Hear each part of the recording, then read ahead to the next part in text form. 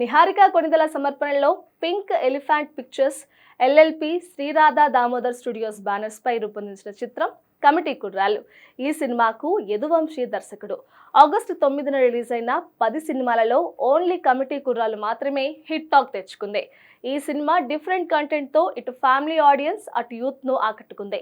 సోమవారం working day నాడు collections ఎక్కడా డ్రాప్ అవ్వకుండా అన్ని ఏరియాస్ లో సినిమా బ్రేక్ ఈవెన్ సాధించడం విశేషం. తెలుగు రాష్ట్రాల్లో ఈ చిత్రాన్ని వంశీ నందిపాటి విడుదల చేశారు. చిన్న సినిమాగా రిలీజ్ అయిన ఈ సినిమా పెద్ద హిట్ సాధించే దిశగా పయనిస్తోంది.